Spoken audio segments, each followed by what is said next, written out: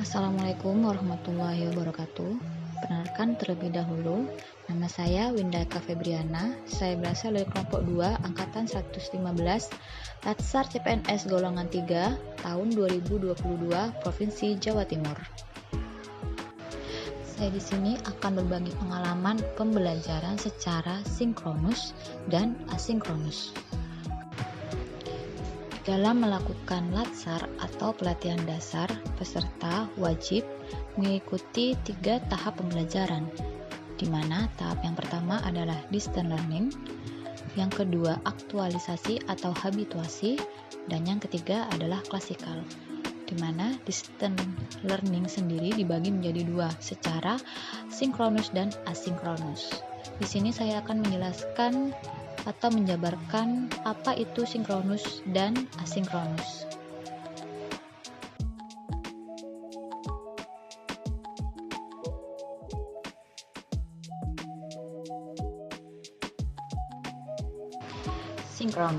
Sinkronus sendiri merupakan metode pembelajaran secara langsung melalui tatap muka dengan menggunakan media virtual seperti Zoom Meeting, Google Meet, Skype, dan yang lainnya. Ini adalah salah satu contoh pembelajaran secara sinkronus di mana peserta dan Widya Iswara atau coach melakukan pembelajaran secara tatap muka dengan menggunakan media virtual Zoom Meeting.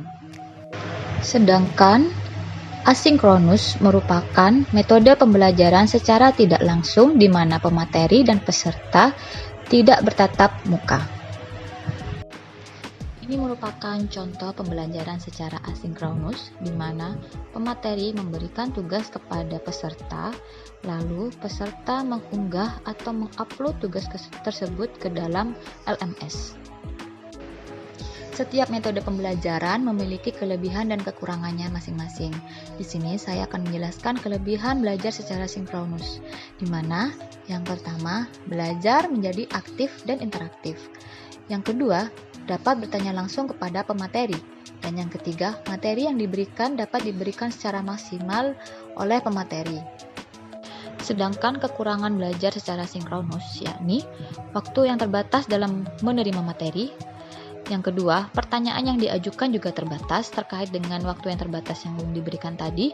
Dan yang ketiga, akses internet yang kurang stabil dapat mengganggu pembelajaran. Sedangkan kelebihan belajar secara metode asinkronus, yang pertama, mendorong peserta untuk belajar mandiri dan fleksibel serta dapat dilakukan dimanapun dan kapanpun. Yang kedua, peserta dapat belajar dengan karakteristik sendiri karena bersifat individual. Dan yang ketiga, belajar lebih nyaman dan santai. Kekurangan belajar secara metode asinkronus, yang pertama, berhasil atau tidaknya kita dalam pembelajaran tergantung motivasi diri dan kemandirian diri kita sendiri. Yang kedua, akses untuk bertanya terbatasi. Yang ketiga, akses jaringan bisa menjadi kendala. Dan yang keempat adalah pembelajaran bisa terasa bosan dan jenuh. Jadi, kesimpulan yang bisa didapat dari pembelajaran secara distance learning dengan metode asinkronus dan sinkronus adalah pembelajaran distance learning secara sinkronus maupun asinkronus membutuhkan keaktifan dari para peserta itu sendiri. Dan yang kedua, kualitas internet diperlukan sehingga tidak menghambat proses pembelajaran. Itulah beberapa pemaparan pengalaman pribadi saya ketika mengikuti latsar dengan menggunakan distance learning dengan metode sinkronus dan asinkronus. Terdapat beberapa kelebihan dan kekurangan sehingga kita harus bijak dalam menggunakan metode pembelajaran tersebut. Cukup sekian presentasi dari saya, kurang lebihnya mohon maaf. Assalamualaikum warahmatullahi wabarakatuh.